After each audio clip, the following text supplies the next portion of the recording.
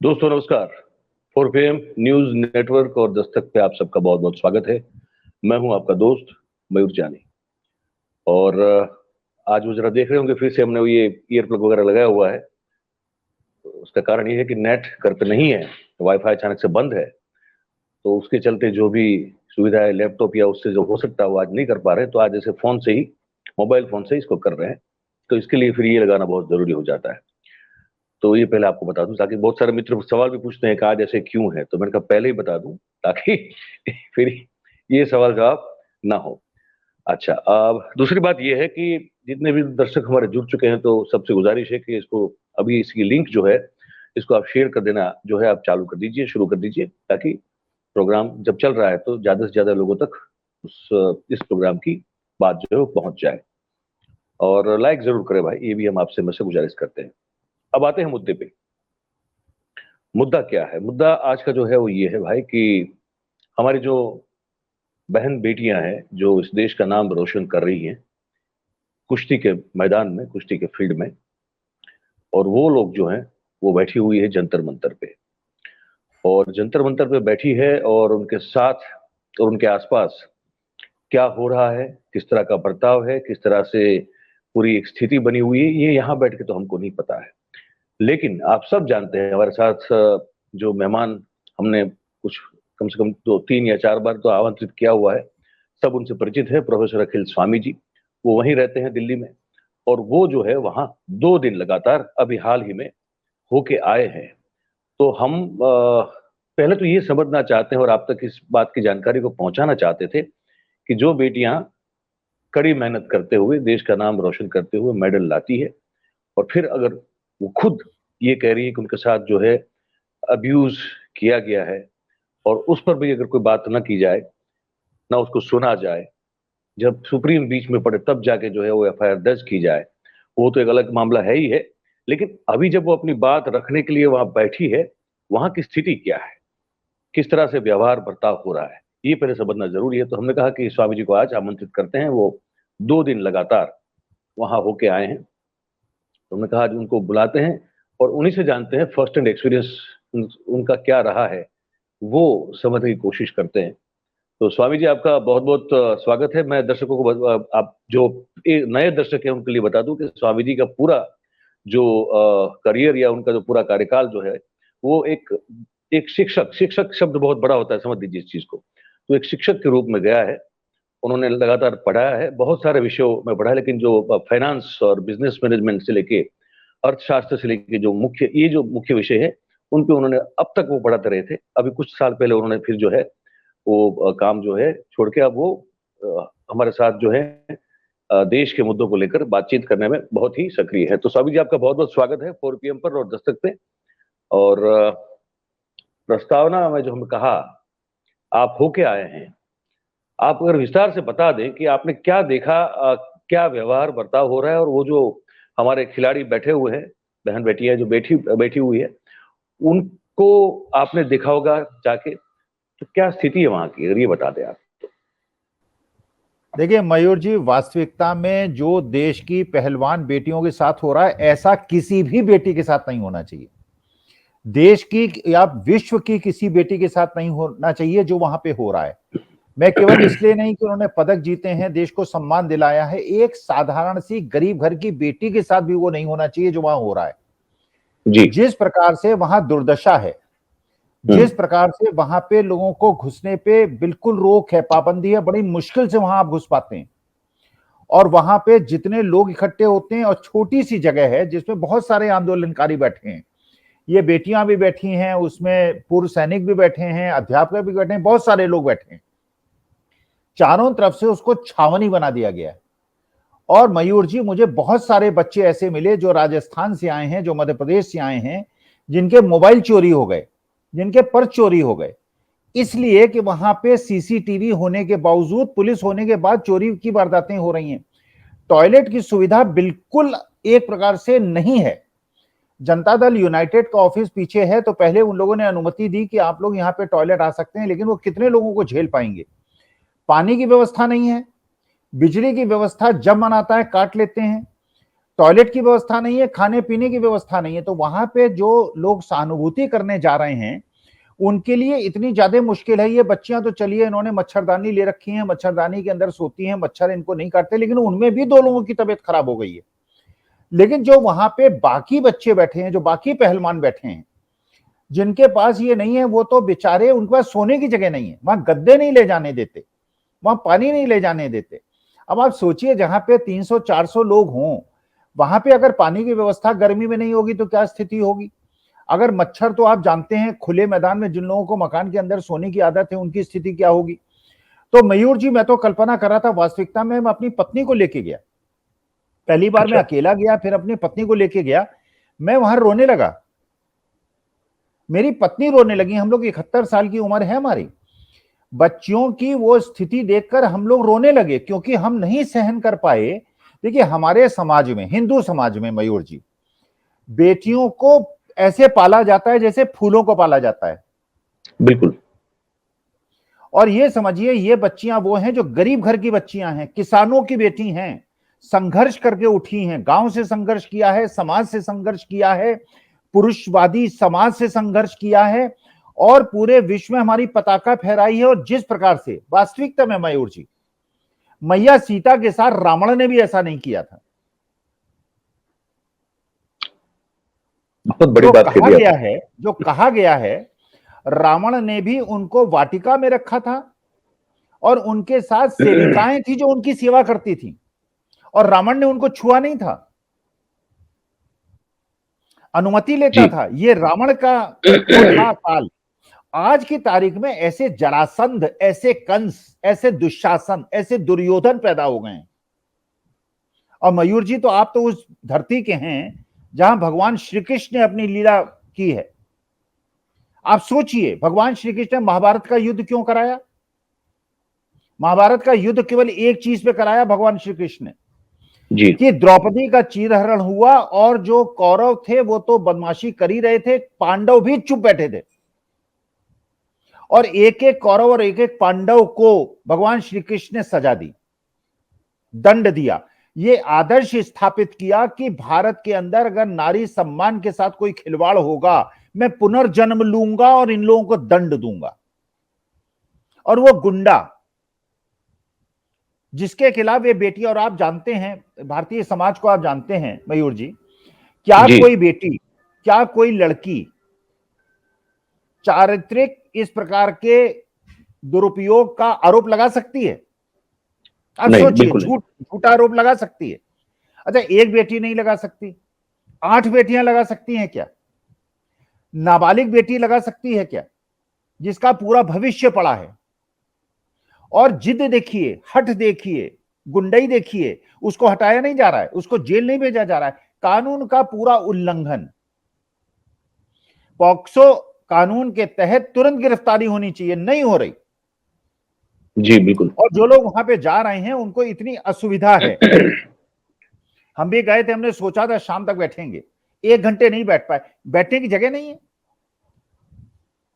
कोई कुर्सी नहीं है, कोई बेंच नहीं है, कुछ नहीं है। तो हम लोग कैसे, हम बुढ़े लोग जिनके घुटनों में दर्द होता है, कैसे नीचे जमीन पे बैठ जाएं?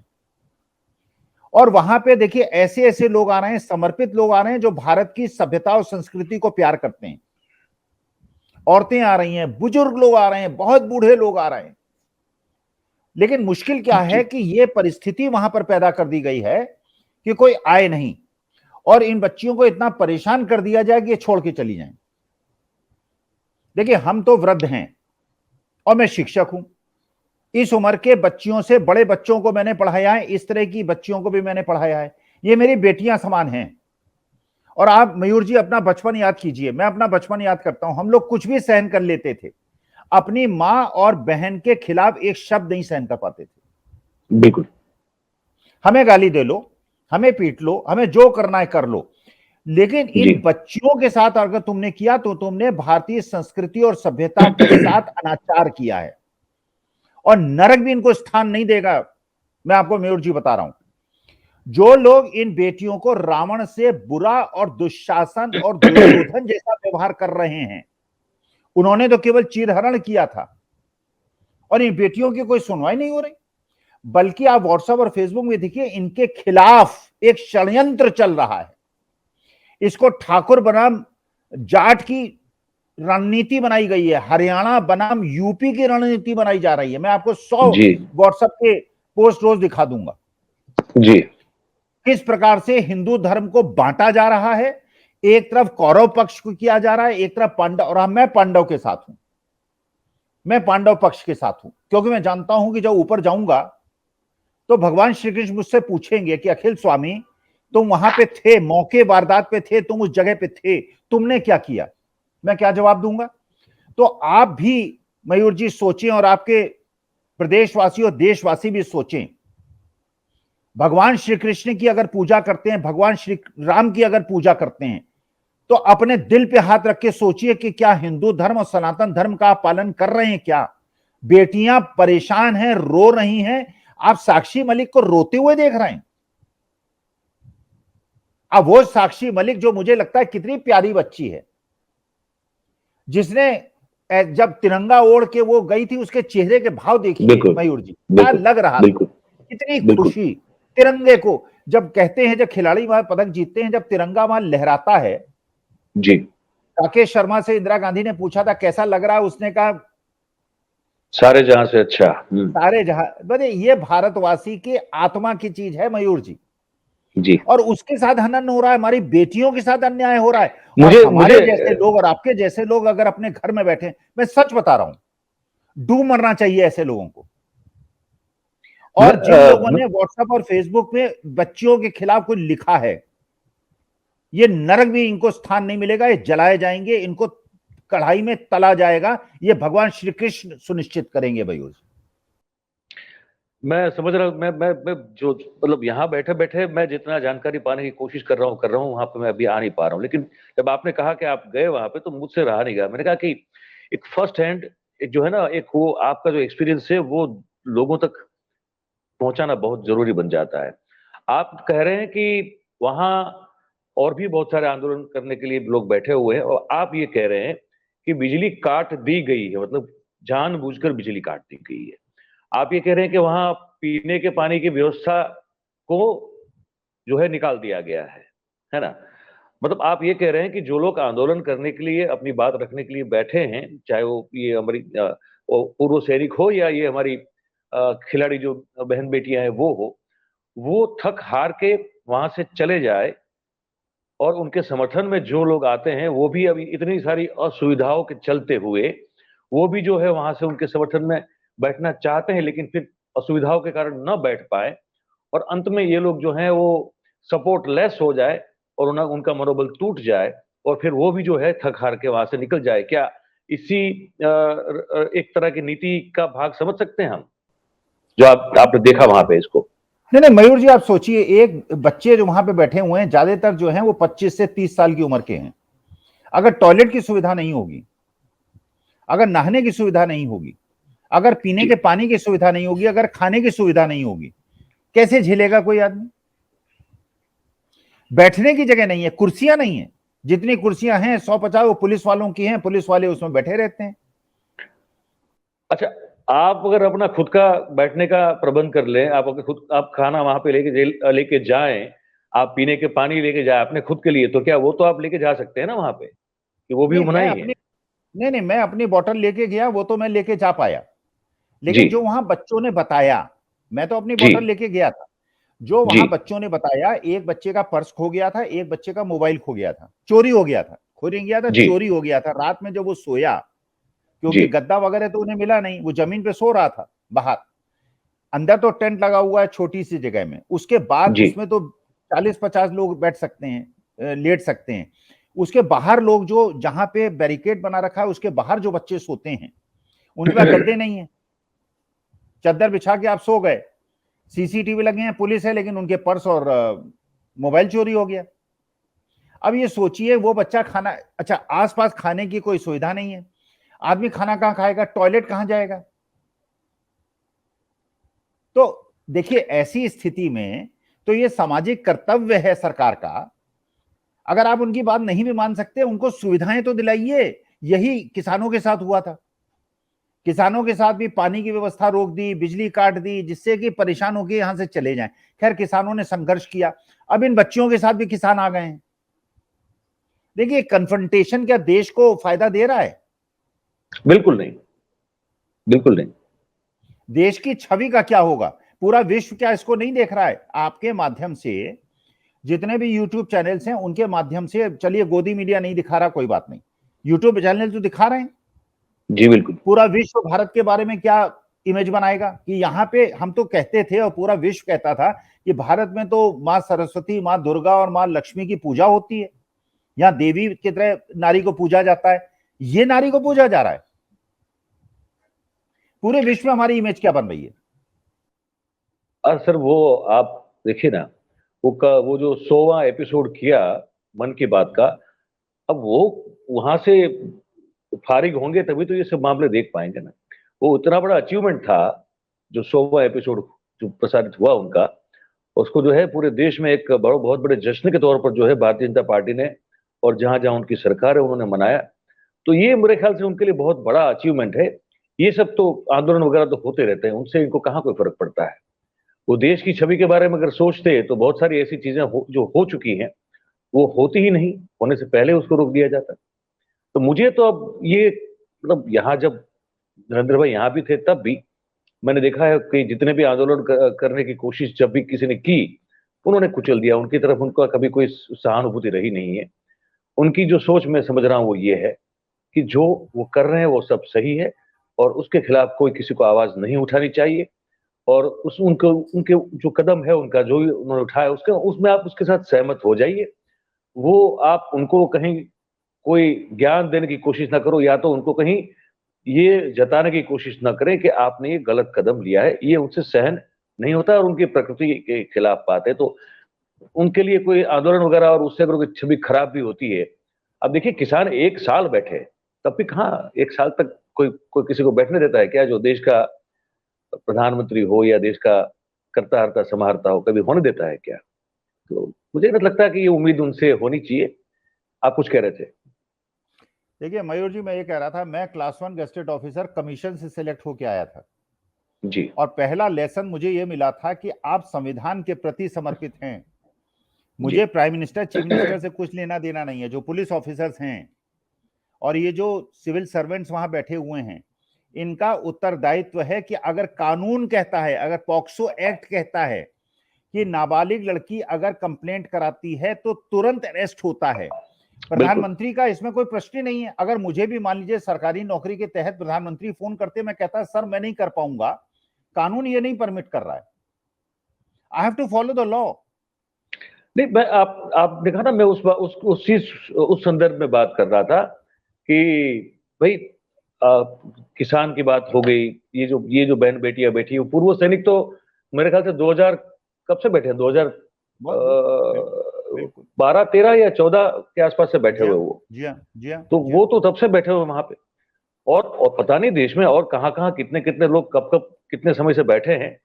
वो बैठे हैं सर। वो जो आप कह रहे हैं कि देश की छवि का क्या होगा, इसका ख्याल मैं उस संदर्भ में कह रहा था कि मुझे नहीं लगता कि उनको उस चीज का उसके बारे में कभी वो कुछ सोचते भी हो।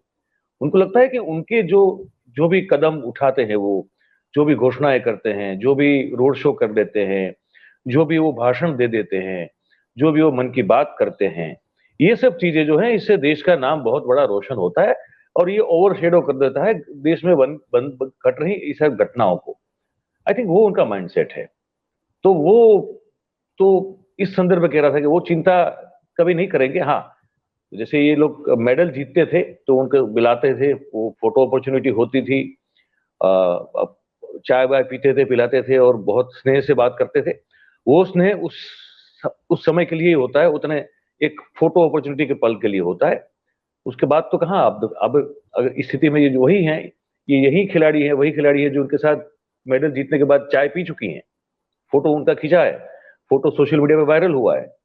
और अब वो वही खिलाड़ी है जो है बैठी हुई है, आप कह रहे हैं कि मच्छरदानी में, छोटी सी मच्छरदानी में जो लगा के वहां वो न खाने का ठिकाना है, न कुछ पानी पीने का ठिकाना है, न कुछ अपने हाइजीन को ठीक रखने का कोई वहां सुविधा है। फिर भी वो तो वहां अब कहाँ फोटो, अब यहाँ पे आएंगे फोटो खिंचवाने, आपको लगता है क्या?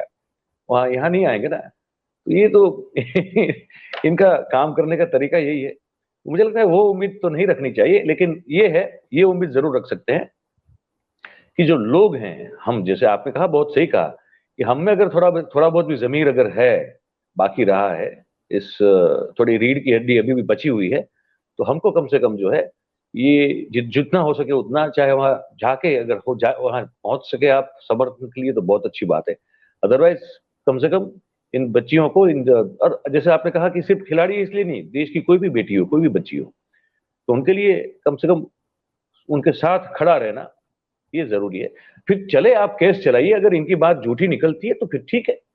और बिल्कुल जब बिल्कुल बिल्कुल अगर आपको आपसे कौन सच्चा कौन झूठा हो तो एक प्रोसीजर के बाद ही सही होगा ना। लेकिन जब आपने कहा कि पॉक्सो में तो एफआईआर सीधी हो जाती है, गिरफ्तारी हो जाती है, ठीक है, तो इसमें तो कोई फिर विशेष रूप से जो है प्रिविलेज तो कोई नहीं हो सकता ना।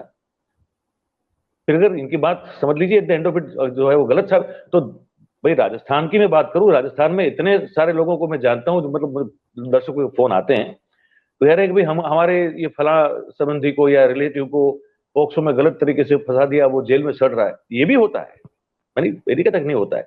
लेकिन क्या आपने जैसे कहा कि इतनी बड़ी खिलाड़ी जिसने इतनी शोहरत हासिल की हो, इतना मान सम्मान देश का और अपना खुद का और अपने परिवार का बनाया हो, वो सरेआम ये अगर कहती है, ये आरोप लगाती है, तो फिर उसमें कुछ तो होगा, और वो कुछ हो जो है कि नहीं, उसको परखने के लिए जांच तो करना जरूरी होगा।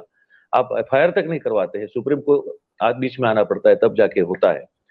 तो ये तो बड़ी दुखद बात है। तो आपने जो कहा सर, ये बड़ी एक झंझोड़ने वाली बात कही कि ना कोई सुविधा है, ना उसको वहां सुविधा, मतलब आप गद्दा लेके नहीं जा सकते। आप सोचो, आपको अगर वहां रहना है रात को, फॉर एग्जाम्पल कोई कोई व्यक्ति चाहता है कि मैं वहां रात को भी रहूंगा, तो मैं अपना गद्दा वहां पे लगाऊंगा, तो नहीं ले जा सकते। क्यों? उसके लिए क्यों मनाए? अच्छा मयूर जी, मैं आपको दो किस्से आपके श्रोताओं के लिए, आपके दर्शकों के लिए सुनाता हूं जी। इंदिरा गांधी की कार किरण बेदी ने चालान कर दी थी। पता था कि ये पीएम की कार है, और इंदिरा गांधी ने अगले दिन बुला के किरण बेदी को अपने घर में नाश्ता कराया था। एक शिवाजी महाराज, एक बार उन्होंने नियम बनाया था शिवाजी महाराज ने कि किले के अंदर रात के 9 बजे के बाद कोई भी प्रवेश नहीं कर सकता। बिना सूचना दिए शिवाजी जो है जनता का दर्द जानने के लिए बाहर चले गए। 9:30 बजे अंदर आए। उन्होंने दरबान से कहा दरवाजा खोलो, उसने कहा नहीं खोलूंगा। उन्होंने कहा मैं शिवाजी हूं, और कहा नहीं खोलूंगा। शिवाजी बाहर सोए, और अगले दिन सुबह उठा के उस चौकीदार को इनाम दिया उन्होंने। इनाम दिया। देखिए ये होता है भारतीय संस्कृति और सभ्यता जी। कानून का अनुपालन, कानून का पालन। आपने कितने लोगों को रिजाइन करते देखा? लाल बहादुर शास्त्री ने एक रेल एक्सीडेंट पे रिजाइन कर दिया था। रिजाइन कर दिया, बिल्कुल। कितने मंत्री ऐसे हैं जो बाद में प्रूव हुआ कि उनकी कोई गलती नहीं थी। डी राजा जेल रहे, कनिमोझी जेल रही, बाद में प्रूव हुआ कुछ नहीं था, रही ना जेल। जी बिल्कुल। और यहां ये व्यक्ति कह रहा है कि मैं इस्तीफा नहीं दूंगा, मुझे तो मेरे प्रदेश अपनी जनता ने जिताया।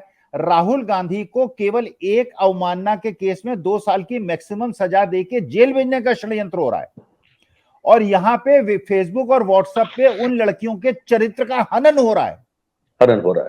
चरित्र का हनन हो रहा है, और राइटिंग में हो रहा है, ओरली हो रहा है, बिल्कुल, और कोई कार्रवाई नहीं हो रही। देखिए मोदी जी को, क्योंकि हमारे देश के चुने हुए प्रधानमंत्री हैं, लोकतांत्रिक रूप से चुने हुए प्रधानमंत्री हैं, हमारी देश की आन बान शान है मोदी जी, तो ये उनका कर्तव्य है, ये उनका कर्तव्य है जो शिवाजी महाराज ने किया था, जो इंदिरा जी ने किया था, जो हमारी परंपराएं थी, उनका पालन करें। अरे कोई रावण युग थोड़ी चल रहा है, ये कौरव युग थोड़ी चल रहा है, ये तो पांडवों का और भगवान श्री कृष्ण और राम का देश है। ये कंस और उनका जरासंध का और धृतराष्ट्र का उनका देश तो है नहीं। उनकी परंपराएं क्यों आप कायम कर रहे हैं? सही बात है, बहुत सही बात है। बस सर यही था, आपसे जानना था। मैंने कहा कि ये दर्शक को हमारे जाने ये जरूरी है कि धरातल पर वहां उस जगह पे एक्चुअली स्थिति क्या है और क्या क्या बर्ताव या क्या क्या व्यवहार किया जा रहा है। आपने वक्त निकाला, समय निकाला, और जो जानकारी बताई, आपका सर बहुत बहुत धन्यवाद। Swami ji, thank you very much. तो मैं अब इस कार्यक्रम को दोस्तों जो है यहाँ पे अब समाप्त करने जा रहा हूँ, बस 2-3 बातें करते हुए, और फिर जो है इस कार्यक्रम को हम समाप्त करेंगे। और उससे पहले मैं आपको ये बताना चाहता हूँ कि जैसे स्वामी जी कह रहे थे, और मैं भी इस चीज को बिल्कुल मानता हूँ कि अगर बहन बेटी किसी की भी हो, वो बहन बेटी ही होती है, ठीक है। तो उसकी इज्जत की रक्षा, सम्मान, आदर, और उस बारे में अगर कोई तकलीफ में है तो उस तकलीफ में खड़ा होना, ये मुझे लगता है कि हर भारतीय की जिम्मेदारी होती है। यहाँ धर्म की बात भी नहीं कर रहा हूं मैं, चाहे आप हिंदू हो, मुसलमान हो, सिख हो, ईसाई हो, जो भी हो आप। क्योंकि बहन बेटियां जो है सब धर्म में होती है, सब में होती है। उसमें कोई एक एक विशेष धर्म में ही हो, दूसरे में ना हो, ऐसा तो नहीं होता है ना भाई। तो वो बहुत जरूरी होता है। और अगर हमारी ये जो बेटियां जो इतना देश का नाम ऊंचा कर चुकी है, और वो अगर वहां बैठी हुई है इस बात की मांग और न्याय मांगने के लिए, तो फिर समर्थन जो है उनका होना चाहिए। और जैसे मैंने कहा कि अगर अगर न्यायपालिका में बात जाती है और अगर वहां उनकी बातों में जो है वो पुख्ता साबित नहीं होती है, तब जाके अगर आप कहो कि भाई आपने ये क्यों गलत किया था, तब ठीक है। अभी इस वक्त हमारी जो संस्कृति, या हमारी जो जो हम लोग जिस तरह से बड़े होते हैं, और हमारी जो सोच है सदियों पुरानी, और वो बिल्कुल सही है कि बहन बेटी से की मर्यादा से बढ़कर कुछ नहीं होता है हमारे लिए। तो ये बेटियां बैठी वहां पे, और स्वामी जी ने कहा जिस तरह से वहां जो है उनको पूरी तरह से हतोत्साह करने की कोशिश की जा रही है, तो उस पर जो है आप अपना सोच और नजरिया जो है, अगर इसके खिलाफ है तो थोड़ा उसको ठीक करने की जरूरत है। और जिनका नजरिया बिल्कुल ठीक है, तो उनको मुझे लगता है कि समर्थन जो है बेटियों का और ये बहनों का करना चाहिए। और आपकी जो भी सोशल मीडिया पे आपका जो भी चलता हो, तो कम से कम इनको बेइज्जत ना करें।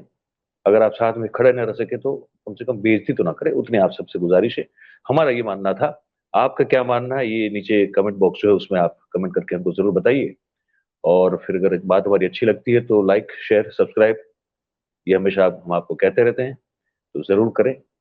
और हमारी बात जो है ज्यादा से ज्यादा लोगों तक पहुंचाने में हमारी सहायता करें, हमारी मदद करें। इस कार्यक्रम को हम यहीं समाप्त करते हैं। आप सबका बहुत बहुत धन्यवाद। Thank you very much. नमस्कार।